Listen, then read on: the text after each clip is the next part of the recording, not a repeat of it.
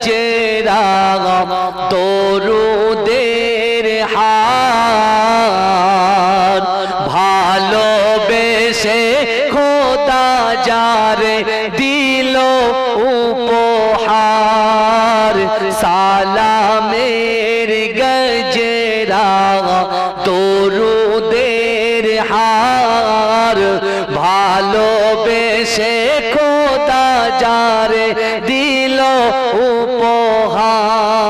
উপহার কত মোরা খিল নবী ধরণীর বুকে নূরে নূর ছেয়ে গেল আলো চারিদিকে চারিদিকে দিল জিবরিল শুভ সমাচার সাফায়াতের তাজ পরেছেন নবীজি আমার সালামের গজরা দরুদের হার ভালোবেসে খোদা যারে দিল উপহার এই ঝলমল করে নূর গোলাপ সমঙ্গে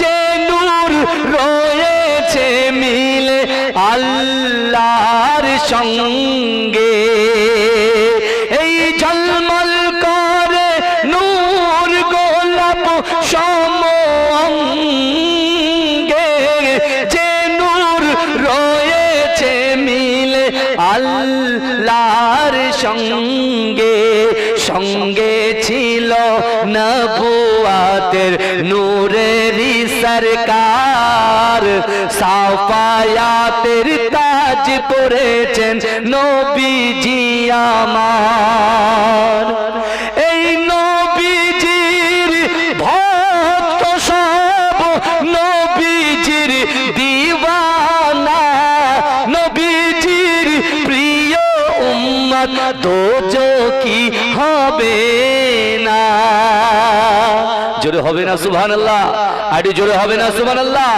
এই নবীজির ভক্ত সব নবীজির দিওয়ানা নবীজির প্রিয় উম্মত দোজখী হবে না দোজখ হতে দয়ার নবী দোজখ হতে আমার নবী করিবেন উদ্ধার সাফায়াতের তাজ পরেছেন নবীজি আমার আল্লাহুম্মা সাল্লি আলা নবী দেওয়ানা আমার আল্লাহ পাক রব্বুল আলামিন বান্দাকে এত মোহাব্বত করে বান্দাকে এত ভালোবাসে এ যুবকেরা আল্লাহ পাক আমাদেরকে কেমন সফলতা দিলেন দেখেন এ যুবকেরা আমার আল্লাহ পাক রব্বুল আলামিন এমন একটা নবীর উম্মত করে পাঠিয়েছে এ যুবকেরা কাল কিয়ামতের মাঠেতে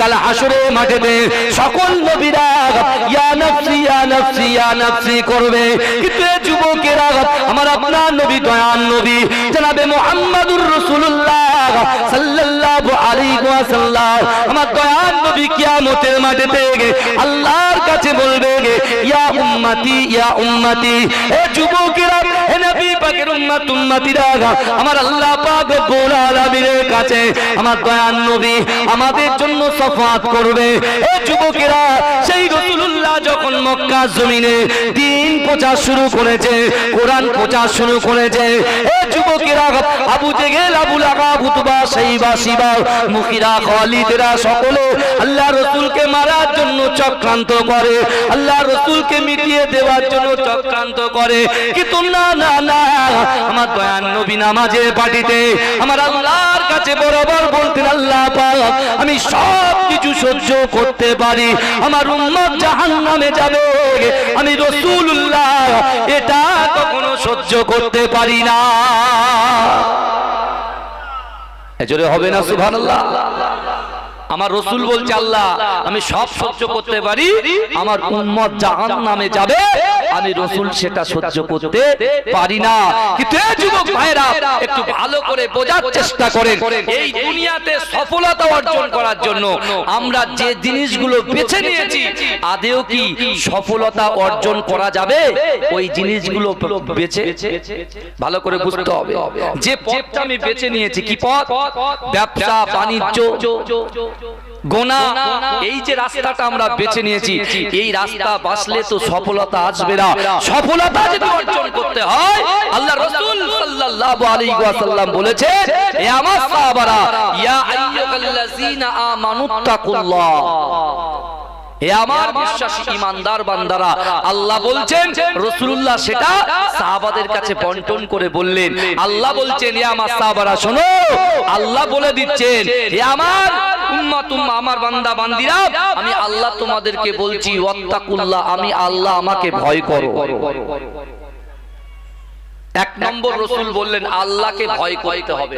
ভয় কাকে বলে বলেন তো? এখন বর্তমান সময়ে ভয় করছি আমরা কাকে? এই দেখতে পাচ্ছেন না, আজকে আমরা মুসলমান ডিভাইডেড হওয়ার জন্য, বিচ্ছিন্ন হওয়ার জন্য, আরে গায়ের কম এসে মুসলমানদের জায়গায় হাত মারছে। এই কথা ঠিক বলছি না ভুল বলছি? আপনি দেখুন, আজ থেকে 100 বছর, 150 বছর, 200 বছর, 300 বছর আগে আমাদের উদ্ধতন পুরুষ যারা, তারা ফি সাবিলিল্লাহ, আল্লাহর রাস্তায় দান করেছে। কেউ কবরের জমি দান করেছে, কেউ মসজিদের জমি দান করেছে, কেউ মক্তবের জমি দান করেছে, কেউ খানকার জমি দান করেছে, কেউ এতিমদের কাছে দান করেছে, কেউ সুন্দর ইসলামিক প্রতিষ্ঠান করার জন্য দান করেছে। আর আজকে আমরা মুসলমান চাষা জমি চাষ না করলে আগাছা দখল করে, আর আমরা যখন নিজেদের ভিতরে মারামারি কাটাকাটি করার চক্রান্ত যখন করছি, এরকম একটা টাইমে একজন গায়ের হামানের মতো একজন রাজা, ফেরাউনের মতো একজন রাজা, আমার তার নাম নিতে লজ্জা লাগে, সেরকম একটা ব্যক্তি ইসলামিক সংবিধানের উপরে হাত দিচ্ছে, সম্পত্তিটাকে তাদের অধীনে নেওয়ার চক্রান্ত করছে। কথা ঠিক বলছি না ভুল? তা এখন আমরা চাইবো কার কাছে? আমরা তো শুধু শহীদ মিনারে ছুটছি, এই কথা শুধু শহীদ মিনারে ছুটছি, নয় নয় করে দুটো প্রোগ্রাম হয়ে গেল, আবার 19 তারিখে একটা হবে। একটা জিনিস ভালো করে বুঝতে হবে, আজকে যদি আমরা মুসলমান, কুল্লু মুসলিমুন ইখওয়ান, একটা মুসলমান অপর মুসলমানের ভাই, এ যুবকেরা বিশ্বাস করো, এই সম্পত্তিটাকে মিটিয়ে দেওয়ার জন্য যে চক্রান্ত গায়ের কম সরকার চালাচ্ছে, আমি তাদের পিলাউলাদ হিসেবে বলে গেলাম, বিশ্বাস করেন আজকে আমাদের যুবক সমাজ, আমাদের মুরব্বী থেকে শুরু করে আমরা যদি মুসলমানরা এক জায়গায় হয়ে যায়, যেমন নামাজের পার্টিতে যখন দাঁড়ায়, কে গরিব, কে বড়লোক, কে আমির, কে ফকির, আমরা যাচাই বাছাই করি না। আমরা যখন ঈদের নামাজে দাঁড়াই, ঈদের নামাজের কাতারে কে বড়লোক, কে গরিব লোক, কার পয়সা আছে, কার অর্থ আছে, কে মদ খায়, কে সুদ খায়, কে হারাম খায়, আমরা যাচাই বাছাই করি না। কিন্তু যুবকেরা বিশ্বাস করো, আজকে যদি ইয়াকুব সম্পত্তিটাকে আমরা সকলে সম্মিলিত ভাবে আওয়াজ তুলি, আমার আল্লাহ বলছে, বান্দা মান কানা লিল্লাহি কানাল্লাহু লাহু, যে ব্যক্তি আমার হয়ে যায় আমি আল্লাহ তার হয়ে যায়। বিশ্বাস করুন, আল্লাহ পাক রব্বুল আলামিনের কাছে দোয়া আছে। আর আমার এই বিশ্বের, বিশেষ করে বাংলা জমিনে যত যুবক আছে, মুরব্বী আছে, চাচা আছে, যে যায় আছে, আমরা সকলে এক জায়গায় হয়ে যদি আমরা এমন করে শহীদ মিনার নয়, একটা বড় সমাবেশে গিয়ে আমরা যদি ঠিকঠাক ভাবে ইউনিটি দিয়ে সুন্দর করে আমরা যদি আন্দোলন করতে পারি, দেখবেন গায়ের কম ছুটে কুল পাবে না। কথা ঠিক বলছি না ভুল বলছি? এই কথা বলেন, কারণ আমাদের ভিতরে তো মারপিট লাগিয়ে দিচ্ছে, ঝামেলা লাগিয়ে দিচ্ছে, যে মুসলমান এক জায়গায় হলে, মুসলমান এক জায়গায় হলে আমরা কেউ টিকে থাকতে পারবো। আর আল্লাহ বলছে, বান্দা যারা সত্যিকারে আমাকে ভয় করবে, দুনিয়ার জীবনে অর্থ দিয়ে, সম্পদ দিয়ে তাকে কেউ কিনতে পারবে না, উপঢৌকন দিয়ে তাকে কিনতে পারবে না। এই কথা ঠিক বলছি না ভুল বলছি বাবা? এখন আল্লাহ বলছে, বান্দা তোমরা অতি দ্রুত অগ্রসর হও, আমি আল্লাহ আমার ক্ষমার দিকে। আপনি বলুন তো দেখি, দান করলে আল্লাহ খুশি হয় কি হয় না? এটা কথা বলেন বাবাজি। দান করলে আল্লাহ খুশি হয়। আবার যখন ওই দান করা জিনিসটা যদি মানুষ ফিরিয়ে নেয় তা আল্লাহ তার উপরে খুশি হয় না বেজার হয়। আবার একজন ব্যক্তি মসজিদে দান করেছে আল্লাহর ঘরে, সেই আল্লাহর ঘরে নামাজ আদায় হচ্ছে, সেখানে আল্লাহ খুশি হচ্ছে। এখন ওই মসজিদটা যদি ঘেরাও করে নিয়ে বলে যেটা মসজিদ ছিল না অন্য কিছু ছিল, তাহলে আল্লাহ পাক অখুশি হবে কি হবে না? এ যুবকেরা ভালো করে শোনো, আজকে মিনিবার পেটে ঘোরার সময় হচ্ছে। এমন একটা দিন আসতে চলেছে যেদিন কিন্তু আমাদের খুব কঠিন পরিস্থিতির দিন আসবে। যদি আমরা নামাজের পাটি না ধরতে পারি, যদি আমরা আমাদের জীবনের থেকে রাসূলুল্লাহকে বেশি মহব্বত না করতে পারি, আল্লাহকে যদি ভয় না করতে পারি, একদিন কিন্তু আসবে আমাদের কেউ বাঁচানোর লোক থাকবে না।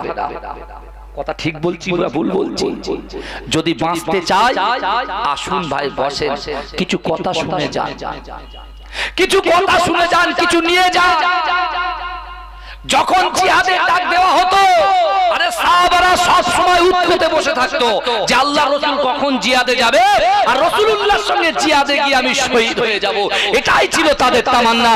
আর আমাদের তামান্না হচ্ছে কি করে অর্থ কামাবো, কি করে আমার সম্মান দেবে, কি করে আমি নেতা হব, কি করে আমি নেতার একটা বড় জায়গায় পৌঁছে যাব। এটাই হচ্ছে আমাদের নিয়ত। আমরা উঁচু হতে চাইনি, আমরা উঁচু হতে চাই, ওই জন্য সম্মান কমে যাচ্ছে। যেদিন আপনি নিজেকে ছোট মনে করবেন সেদিনকে আল্লাহ আপনার ইজ্জতটাকে বাড়িয়ে দেবে। এই জোরে বলেন ভাইজান, কথাগুলো শুনবেন। আল্লাহর রাসূল সাল্লাল্লাহু আলাইহি ওয়াসাল্লাম যখন কোন জিহাদে যেতেন, সাহাবারা আগাম প্রিপারেশন নিয়ে রাখতেন যে রাসূলুল্লাহ শুধু মুখ দিয়ে উচ্চারণ করবে, আমরা রাসূলুল্লাহ সামনে গিয়ে হাজির হয়ে যাব। জোরে বলে আমার ভাইরা, তাহলে আজকে আমাদের এই অবস্থা কেন? আজকে এত জলসা করছে, আমার যুবকরা কেন বসে না? মুরব্বিরা বসছে, যুবকরা বসছে না কেন? তার কারণ হচ্ছে শয়তান তাদেরকে এমন ভাবে সুন্দর করে বানিয়ে নিয়েছে যে তাদেরকে এই জান্নাতের বাগান পর্যন্ত বসতে দেয় না। কারণ ইবলিস শয়তান আমার রাসূলকে মারার জন্য যখন আবু জেহেল, আবু লাহাব, উতবা, শাইবা, শিবা, মুগিরা, খালিদ এরা যখন দারুন নাদওয়াতে বসে আল্লাহ রাসূলকে মারার চক্রান্ত করছিল, সেই সময় ইবলিস শয়তান গিয়ে এই প্রথমে বলেছিল যে মুহাম্মদকে তোমরা যদি জেলবন্দি করে দাও তাহলে হবে না, মুহাম্মদকে অন্য দেশান্তর করে দেবে তাও হবে না, কারণ মুহাম্মদ যেখানেই যাবে সেখান থেকে ইসলাম শুরু হয়ে যাবে। জোরে বলে, অর্থাৎ তাকে পুরো কি করে দিতে হবে? মেরে ফেলতে হবে। এখন কথা হলো, আজকে যারা গায়ের কম, বিশেষ করে যারা বিশাল ক্ষমতা কেন্দ্রে বসে বসে হাত চালাচ্ছে, জনগণের টাকা নিয়ে, জনগণের মাল সামান নিয়ে যারা হাত চালাচ্ছে, আমি তাদেরকে বলতে চাই, বিশ্বাস করেন একটা জিনিস মনে রাখবেন, আমার আল্লাহ যদি কোনো বান্দার পাশে থাকে, দুনিয়ার কোন শক্তি সেই বান্দাকে ক্ষতি করতে পারবে না। কথা ঠিক না ভুল? আপনি মিলিয়ে নেন, আপনি মিলিয়ে নেন। আমার রাসূলকে মারার চক্রান্ত করেছিল, পুরো বাড়িটা ঘিরে ধরেছিল। এ যুবকেরা, আর ঈমান দেখেন কাকে বলে? আমাদের ঈমান মুখে বলছি লা ইলাহা ইল্লাল্লাহ মুহাম্মাদুর রাসূলুল্লাহ, 5 ওয়াক্ত নামাজ গ্যাপ, মুখে বলছি লা ইলাহা ইল্লাল্লাহ মুহাম্মাদুর রাসূলুল্লাহ। খানকায় যখন কোন জিকিরের মজলিস হচ্ছে, দেখা যাচ্ছে সব 70 বছরের ঊর্ধ্বে, 50 বছরের ঊর্ধ্বে, কারণ আমার 17 থেকে 30 বছরের ছেলেদেরকে খুঁজে পাওয়া যায় না। আমরা মুখে বলছি লা ইলাহা ইল্লাল্লাহ মুহাম্মাদুর রাসূলুল্লাহ, কিন্তু আপনি দেখেন ঠিক ঠিক জায়গায় আমার যুবকরা ব্যর্থ। কিন্তু হ্যাঁ, যুবকরা যখন বড় গর্জনের একটা সমাবেশ তৈরি হয়, আমার যুবকরা কিন্তু আর থাকতে পারে না। ওরা হয়তো নামাজ পড়ে না, ঠিকঠাক রোজা রাখতে পারে না, হয়তো খারাপ খারাপ সঙ্গের সঙ্গে যুক্ত, কিন্তু বিশ্বাস করুন যখনই কোনো ডাক আসে তারা কিন্তু ছুটে সব ধর্মতলায় চলে যায়। কেউ ফুরফুরায় চলে যায়, বসিরহাট চলে যায়, মাঝরাট চলে যায়। কথা ঠিক বলছি না ভুল বলছি? তাহলে এর সাজা কি তারা পাবে না? এই কথা বলে না আমার ভাইজানেরা, এ নবী পাকের উম্মতিরা, এ নবী দেওয়ানারা, বিশ্ব নবী রাসূলুল্লাহ সাল্লাল্লাহু আলাইহি ওয়াসাল্লাম মদিনার মসজিদে নববী শরীফে সর্বপ্রথম যখন গিয়েছিলেন, এ যুবকেরা, আল্লাহ রাসূল সাল্লাল্লাহু আলাইহি ওয়াসাল্লামের একজন সাহাবা। এ যুবকেরা, যার নাম হচ্ছে আমর ইবনুল জামু। এ যুবকেরা, ওই আমর ইবনুল জামু ছিল খোড়া সাহাবা। এ যুবকেরা খুঁড়িয়ে খুঁড়িয়ে হাঁটতেন বাবা। এ যুবকেরা, ওই আমর ইবনুল জামু আল্লাহর রাসূল মক্কা থেকে আসবে। আমার দয়ার নবী রাসূলুল্লাহ যখন মক্কার জমিন থেকে মদিনার জমিনে আসবে, ওই আমর ইবনুল জামু কি করেছিলেন জানেন? সে নিয়ত করেছিল, না না না, আল্লাহর রাসূল যখন আসবে আমি রাসূলুল্লাহর হাতে হাত দিয়ে কলেমা পড়ে মুসলমান হয়ে যাব। এজন্য বলে, কারণ মক্কাতে রাসূলুল্লাহর উপরে অত্যাচার হচ্ছে, মদিনায় কিন্তু অনেক সাহাবারা যারা রাসূলুল্লাহকে মহব্বত করত, ভালোবাসতো, তারা কিন্তু মদিনায় বসে বসে রাসূলুল্লাহর জন্য অপেক্ষা করত। জোরে বলে, কখন আমার দয়ার নবী মুস্তাফা আসবে। জোরে বলুন। কিন্তু আমার ভাইরা, একটা সুন্দর দিকে আমার দয়ার নবী মুস্তাফা সাল্লাল্লাহু আলাইহি ওয়াসাল্লামের চরিত্রটা দেখেন, ক্যারেক্টার দেখেন, আমার রাসূলুল্লাহর স্বভাব দেখেন, গুণ দেখেন, গুণ। মক্কা থেকে আবু জেহেল, আবু লাহাব, আবু সুফিয়ান এদের পেশারে রাসূল যখন বেরিয়ে আসলেন আল্লাহর হুকুমে যখন আসলেন, আর এই সময় আল্লাহর রাসূলের হাতে হাত দিয়ে বাচ্চা বাচ্চা যুবক সাহাবা হযরত সালাবা, মাত্র 16 বছরের সাহাবা, সে রাসূলুল্লাহর হাতে হাত দিয়ে কলেমা পড়ে মুসলমান হয়েছে। জোরে বলে, মাত্র 18 বছরের সাহাবা হযরত তালহা রাদিয়াল্লাহু তাআলা আনহু আল্লাহর রাসূলের হাতে হাত দিয়ে কলেমা পড়ে মুসলমান হয়েছে। জোরে বলে। আর একজন ব্যক্তি, তার বাড়ি মদিনা শরীফ থেকে অনেক দূরে, সে এক পায়ে ভর করে খুঁড়িয়ে এই আমর ইবনুল জামু, এই সাহাবাটা আল্লাহর রাসূলের কাছে এসে অঝর নয়নে কাঁদতে কাঁদতে বলছে, ইয়া রাসূলুল্লাহ, বহুদিন প্রতীক্ষায় ছিলাম, আমি সব সময় আল্লাহর কাছে বলতাম, আল্লাহ আমার মৃত্যু দেবেন না যতক্ষণ রাসূলুল্লাহর হাতে ছোঁয়া না পাবো। জোরে বলে। আমি প্রথমে বলেছি ইন্নামাল আমালু বিল খাওয়াতিন, প্রত্যেকটা জিনিস নিয়তের উপরে নির্ভরশীল। ভালো করে বুঝবেন কথা। রাসূলুল্লাহ মক্কা থেকে মদিনায় চলে এসেছে, এইবারে মক্কার লিডার যারা বড় বড়, তারা যখন দারুন নাদওয়ায় বসে আছে, আর মক্কার যুবকগুলো এবার লেগে গেছে, খচে গেছে। মক্কার যুবকগুলো খচে গিয়ে বলছে, আব্দুল্লাহর বেটা মুহাম্মদ মুস্তাফা সাল্লাল্লাহু আলাইহি ওয়াসাল্লাম মক্কার জমিনে যখন হেঁটে হেঁটে যেত, আমাদের যদি মনটা খারাপ হতো, তার মুখের দিকে তাকাতাম, আমাদের মনটা চাঙ্গা হয়ে যেত। জোরে বলে। আমাদের সঙ্গে কারুর যখন ঝগড়া লেগে যেত, সাথে সাথে তিনি মিডিলে এসে এত সুন্দর কিছু কথা নসিহত করে দিত, আমাদের ঝগড়া ছেড়ে দিয়ে ভাতৃত্ব একজনের হাতে আর একজনের হাত দিয়ে আমাদের মীমাংসা করে দিত। জোরে বলে। মক্কার জমিনে এরকম কোন লোক খুঁজে পাইনি, হয়তো মুহাম্মদ সাল্লাল্লাহু আলাইহি ওয়াসাল্লামকে নবী বলে মানেনি, আল্লাহর নবী বলে মানেনি, কোরআনকে মানেনি, কিন্তু তার প্রতি একটা অগাধ বিশ্বাস ছিল, কারণ আমরা আমাদের আমানতটা তার হাতে জমা রাখতাম। আমাদের অর্থ সম্পদগুলো আজকে আমরা না আবু জেহেলের কাছে রাখতে ভয় পাই, আবু সুফিয়ানের কাছে রাখতে ভয় পাই, আবু লাহাবের কাছে রাখতে ভয় পাই, কারণ এরা কথা দিয়ে কথা রাখতে পারে না। আমি আমার যে সম্পত্তি, আমার যে অর্থ, সেই অর্থগুলো আমি কার হাতে তুলে দিই? বিশ্বনবী মুস্তাফার হাতে তুলে দিই, কারণ সেই মুস্তাফা কখনো ওয়াদা বেখেলাফ করত না, ওয়াদা বেখেলাফ করত না, যেটা কথা দিত সেই কথাটাই রাখতো। জোরে বলবেন না? আল্লাহর রাসূলের আদর্শ যদি আমাদের আদর্শ হয়ে যায়, আল্লাহর রাসূলের আদর্শ যদি আমাদের আদর্শটা হয়ে যায়, রাসূলুল্লাহর আদর্শটা যদি আমরা নকল করতে পারি, বিশ্বাস করেন দুনিয়ার জমিনে আমার আপনার আর কোনো অভাব থাকবে না। জোরে বলে, অভাবই থাকবে না। কিন্তু আজকে আমরা রাসূলুল্লাহ সেই আদর্শটাকে ফলো করতে পারছি না।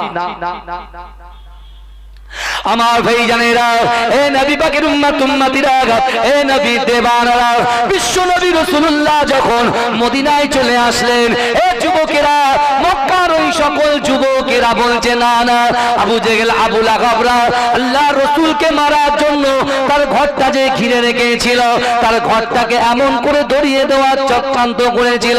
কিন্তু না না না, সেই মুহাম্মদ মুস্তাফার হাতে আমাদের রেখে যাওয়া আমাদের অর্থ সম্পদগুলো তার কাছে গচ্ছিত রাখা আছে, আমরা সেটা কোথায় পাবো?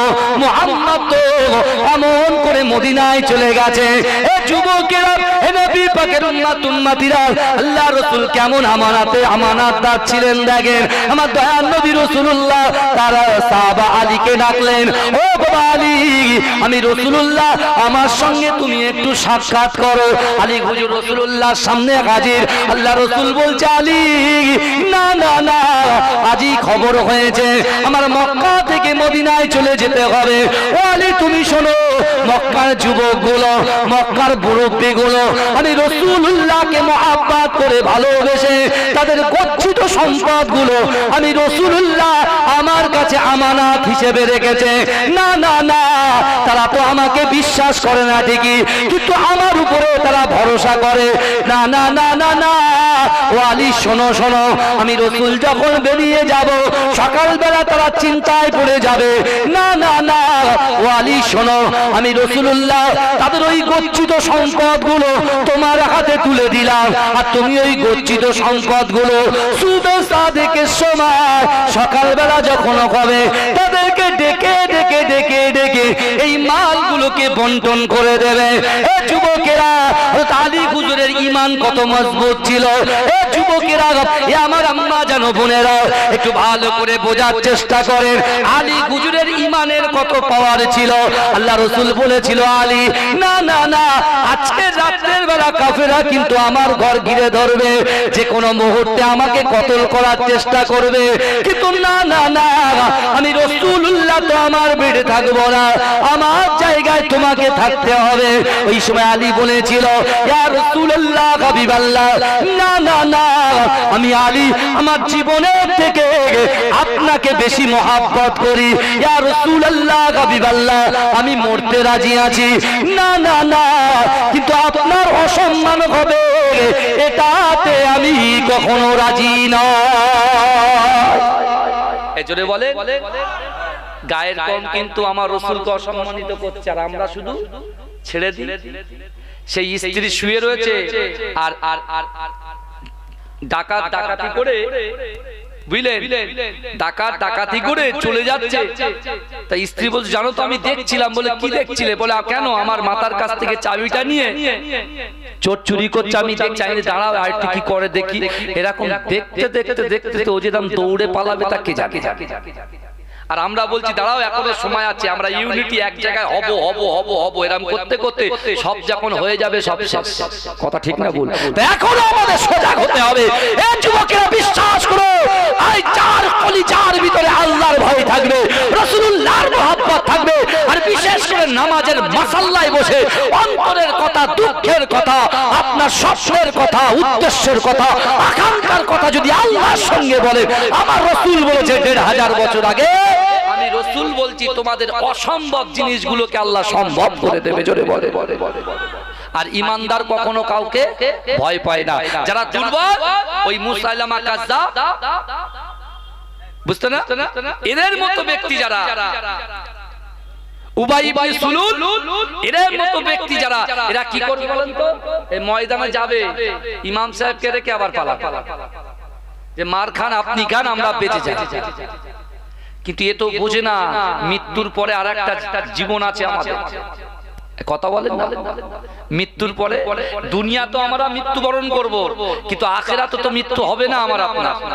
আপনি যদি জান্নাতে যান সারা জীবন জান্নাতে থাকবেন, আর আপনি যদি জাহান্নামে যান সারা জীবন আপনার পিছে থাকতে হবে।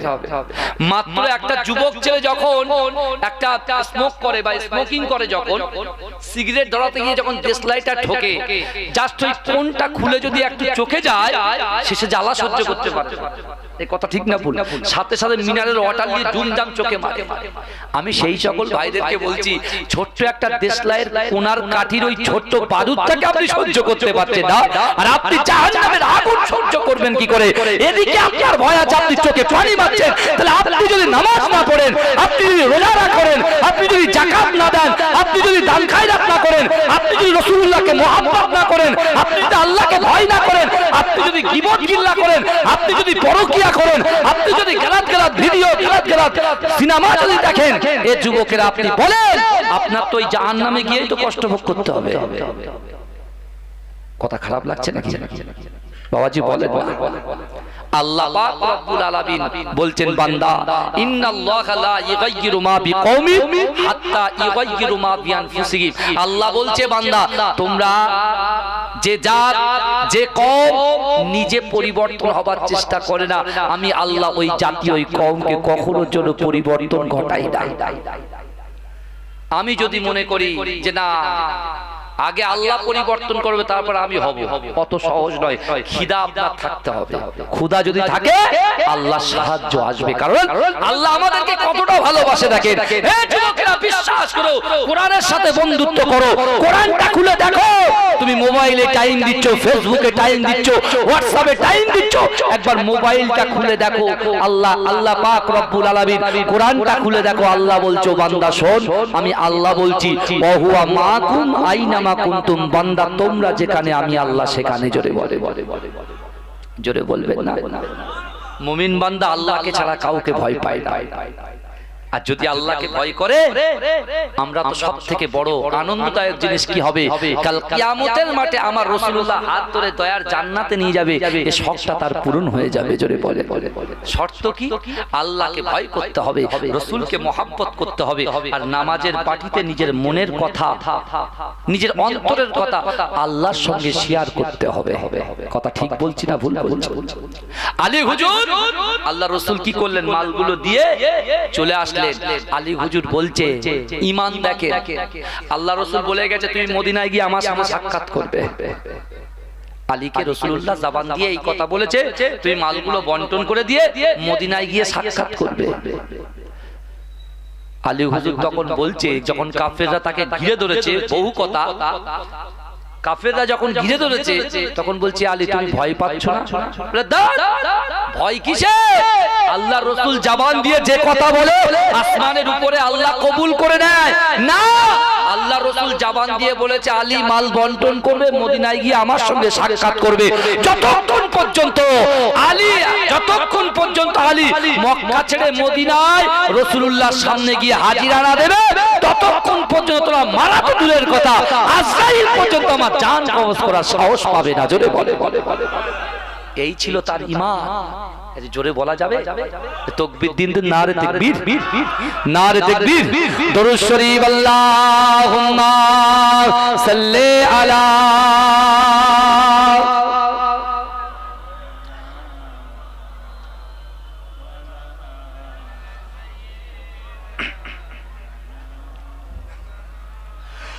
आखिरी रसूल তুমি নবী আকরাম, তোমার কদমে মোর হাজারো সালাম। নবী তোমার কদমে মোর হাজারো সালাম। জোরে বলুন বাবা, যেটা জোরে হবে না সুবহানাল্লাহ?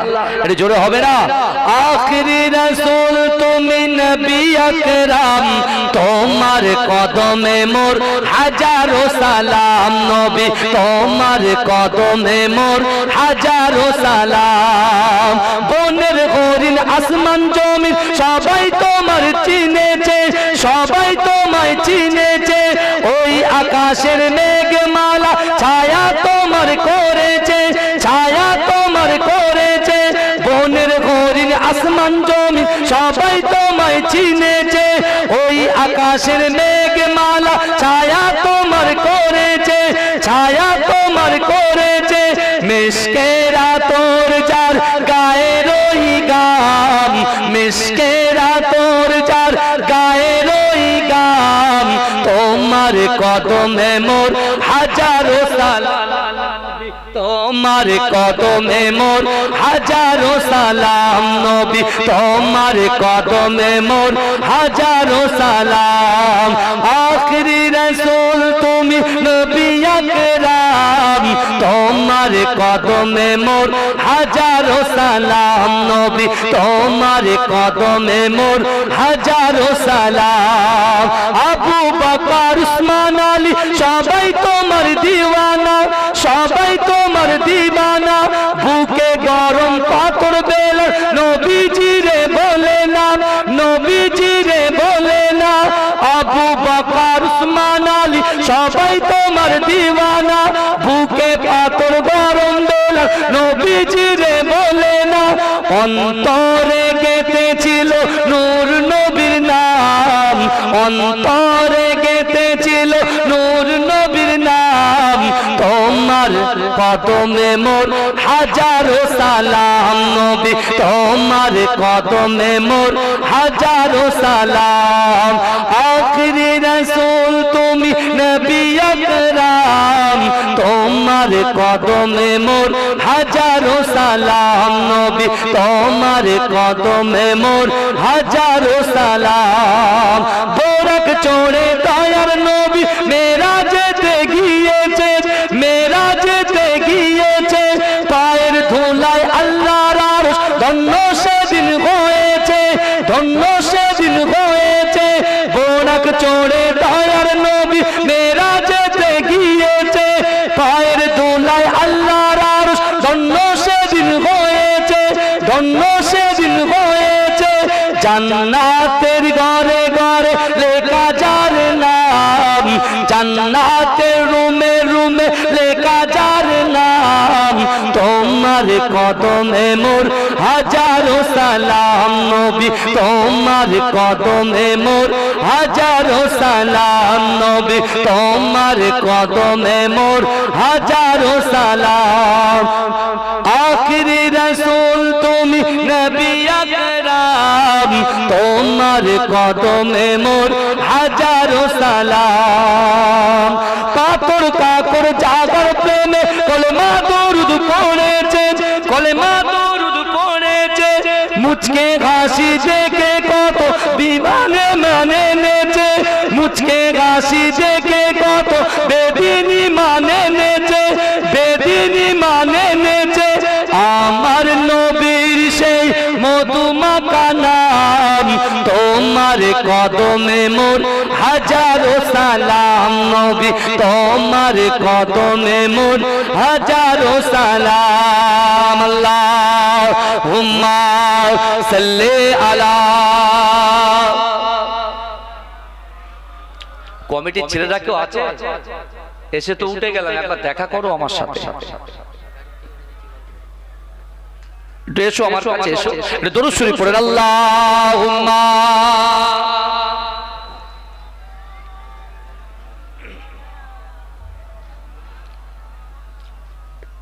আমার বাবাজিরা ভাইরা আমার বিশ্ব নবী রাসূল সাল্লাল্লাহু আলাইহি ওয়াসাল্লাম যখন মদিনায় আসলেন মদিনার বালক যুবকগুলো আল্লাহর রাসূলের হাতে হাত দিয়ে একে একে একে একে ইসলামের মধ্যে দাখিল হতে শুরু করলেন জোরে বলে জোরে বলা যাবে